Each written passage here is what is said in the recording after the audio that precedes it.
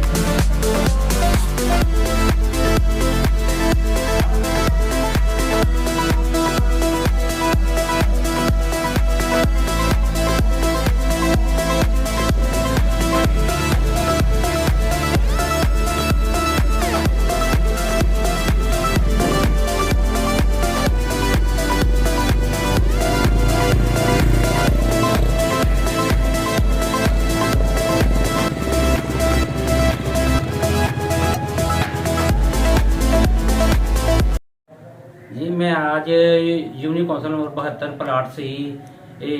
Birth registration की inspection जो कि गवर्नमेंट ने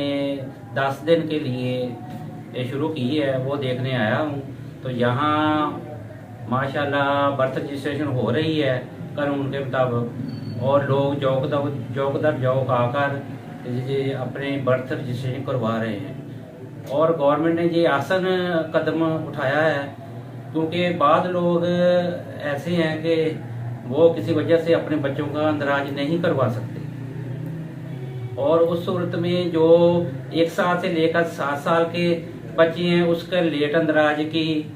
जो जिम्मेदारी है वो मुतल्लिका एडमिनिस्ट्रेटर यूनियन कौंसिल की है, और गवर्नमेंट ने इख्तियार दिया है कि 7 साल तक वो कर सकता है। और हमने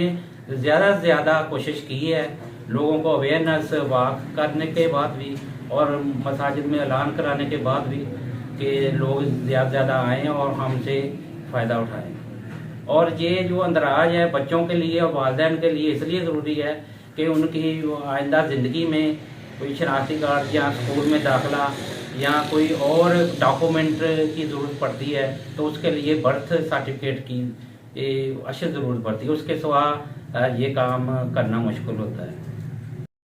हुकूमत पंजाब की हदायत के मुताबिक सेक्रेटरी लोकल गवर्नमेंट की खसूसी हदायत हैं कि बच्चों के अंदराज को यकीनी बनाया जाए। पहले भी अल्हम्दुलिल्लाह हमारी रेशो बहुत अच्छी है, लेकिन इस मुहिम की वजह से मज़ीद बेहतरी आ रही है और लोग बड़ी